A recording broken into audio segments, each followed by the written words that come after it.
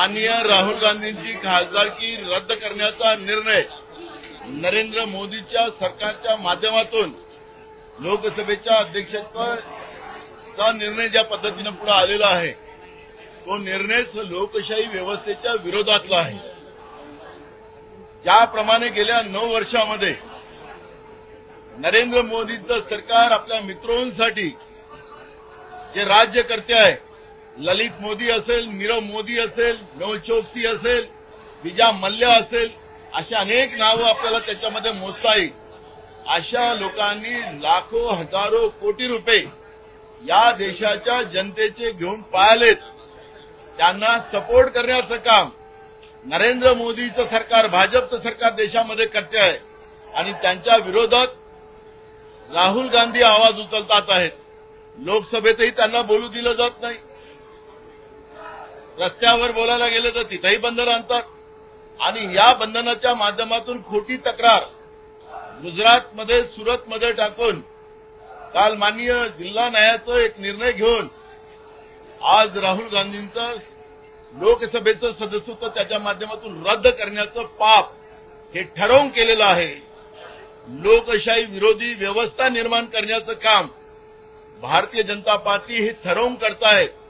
बाबासाहेब आंबेडकरांनी दिलेल्या संविधान व्यवस्थेला संपवण्याचं पाप करते आहे आणि म्हणून त्याचा निषेध आम्ही आज विधानसभेत केला आणि त्याच्या माध्यमातून आम्ही रस्त्यावरची ही लढाई उभी करू। कारण की ज्याप्रमाणे इंग्रज वागत होते त्यांच्या विरोधात, त्यांच्या अत्याचाराच्या विरोधात जो कोणी बोलेल त्याला फाशीची सजा दिली जात होती, त्याला मारलं जात होतं, गोळ्या झाडल्या जात होत्या आणि म्हणून या लोकशाहीच्या व्यवस्थेच्या माध्यमातून कोणाला ईडी लावायचं, कोणाला सीबीआय लावायचं आणि त्याला दबावात ठेवायचं। पण राहुल गांधींनी सांगितलं तुम्ही कुठेही टाका, मी तुमच्या विरोधात जे काही पाप देशातलं, रिझर्व्ह बँक लुटून टाकली तुम्ही लोकांनी, देशाची तिजोरी लुटली आणि म्हणून मी तुमच्या विरोधात बोलेल, अशी भूमिका सातत्यानं मांडणारे राहुल गांधींना आज त्यांचं लोकसभेचं सदस्यत्व रद्द केलं, त्याचा आम्ही निषेध करतो आणि भारतीय जनता पार्टीच्या कृतीचा आणि नरेंद्र मोदीच्या सरकारचा आम्ही धिक्कार करतो। राहुल गांधी जी के जिस तरह से डिस्क्वालिफिकेशन किया गया उसका हम निषेध करते हैं, क्योंकि राहुल गांधी जी ने जो कर्नाटक में उनका भाषण किया था, ललित मोदी हो, नीरव मोदी हो, मेहुल चोक्सी हो, ऐसे कई मोदी के बारे में उन्होंने कहा था और वास्तविक है कि उन्हें भगोड़ा कर उनको इस देश ने डिक्लेयर किया है और ऐसी व्यवस्था के विरोध में बोलने का, पाबंद लगाने का काम सूरत के कोर्ट में एक वहां के बीजेपी के मोदी नाम के व्यक्ति ने कोर्ट में एक केस दायर की और जिला सत्र न्यायालय ने इस तरह का निर्णय दिया। उसी का आधार लेकर मोदी सरकार के दबाव में विधानसभा अध्यक्ष ने आज राहुल गांधी जी की लोकसभा का सदस्यता रद्द की। उसका हम निषेध करते हैं। ये लोकतंत्र का की व्यवस्था का विरोध करने का काम जिस तरह से मोदी सरकार कर रही है, बाबा साहेब आंबेडकर के संविधान की व्यवस्था को खत्म करना चाहती है, उसका हम निषेध करते हैं।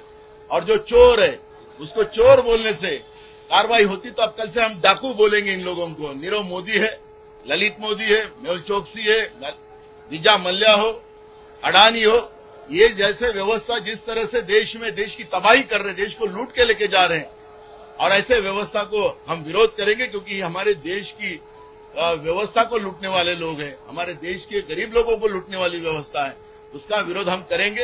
ये लोकतंत्र में हमें अधिकार है। ये सदस्यत्व रद्द किया, उसकी अब लड़ाई हम रास्ते की लड़ेंगे और जनता से हम न्याय मांगेंगे कि इस हुकुमशाही व्यवस्था को अब सत्ता से उतारने के लिए जनता का साथ लेकर इनको सत्ता से उतारने का ही मानस लेकर हम लोगों में जाएंगे।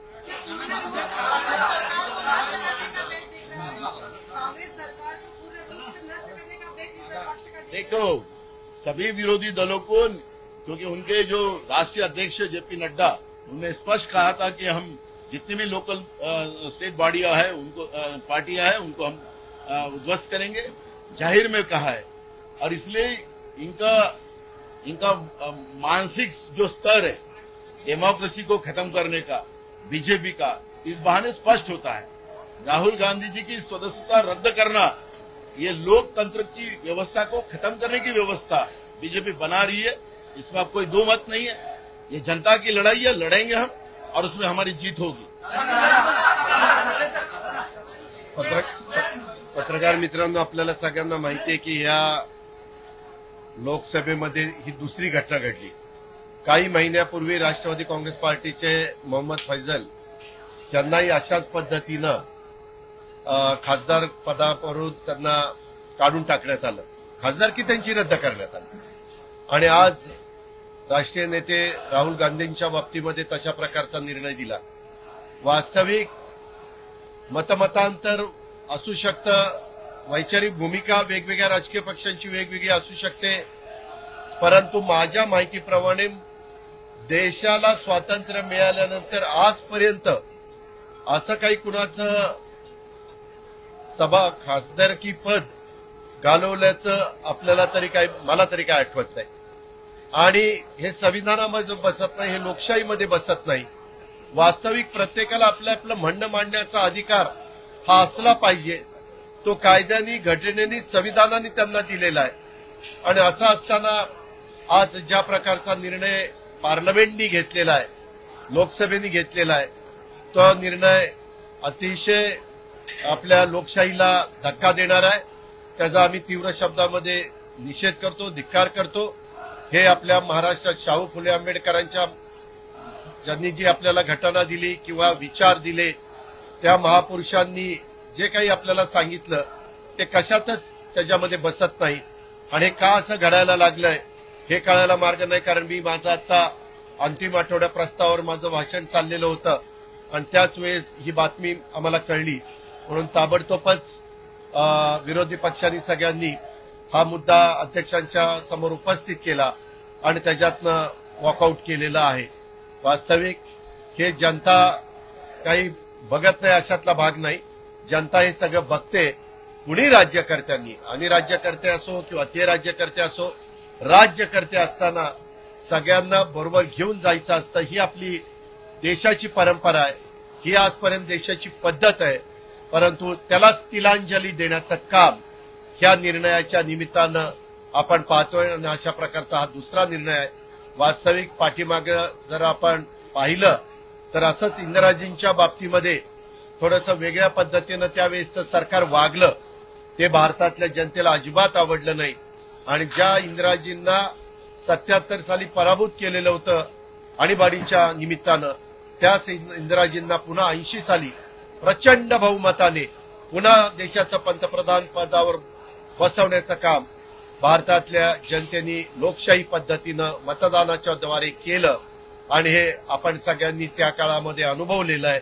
आणि त्याच्यामुळे आताच्याही काळामध्ये ह्या ज्या काही घटना घडतायत हे सर्वसामान्य माणसांना अजिबात पटणाऱ्या नाहीयेत, अजिबात आवडणाऱ्या नाहीयेत।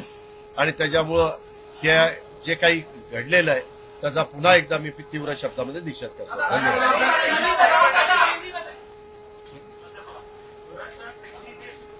अभी मराठी में करता होतो। राहुल गांधी यांचं सदस्यत्व लोकसभेचं रद्द केलं, हा लोकशाहीवरील हल्ला आहे।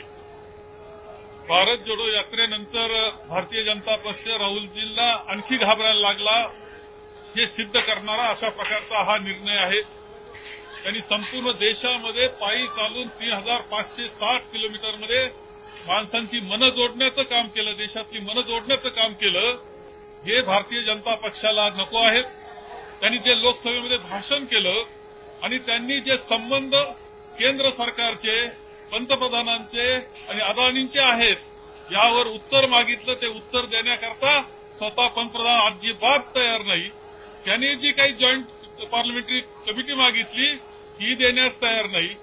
उलट त्यांनी परदेशातले जे आरोप त्यांच्यावर झाले त्याच्याकरता उत्तर देण्याकरता ते तयार होते, पण उत्तर देण्याकरता त्यांना संधी दिली नाही। त्यांचा आवाज दाबण्याचा हा प्रयत्न आहे। जे पाहतो आहोत आपण की देशाच्या स्वातंत्र्याकरता लढलेलं हे घराणं आहे। इंदिराजींनी सुद्धा अशाच पद्धतीनं या संपूर्णपणे या व्यवस्थेला तोंड दिलं होतं, परंतु त्यानंतर त्या पुन्हा एकदा 80 साली विजयी झाल्या, त्या घाबरल्या नाही। राहुलजी सुद्धा यांच्या दडपशाहीला बिलकुल घाबरणार नाही। आणि ते जे सामोरं येईल त्याला सामोरं जाण्याची तयारी त्यांची आणि काँग्रेस जनांची आहे. आणि मला खात्री आहे की पुन्हा एकदा ह्या सगळ्याचा परिणाम राहुलजी या देशाचे पंतप्रधान झालेले आपल्याला दिसतील याची खात्री मला वाटते आहे.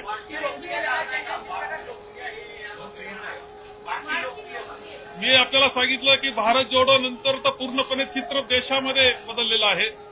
राहुलजींचं सगळं कौतुक आहे. त्यांचे विचार सगळ्यांचा बरोबर घेऊन जाणारे आहेत. याची सगळी भीती जी आहे ती आता भारतीय जनता पक्षाला वाटते आहे. त्यांनी लोकशाहीकडून दडपशाहीकडे, हुकुमशाहीकडे वाटचाल सुरू केलेली आहे याचा हा पुरावा आहे.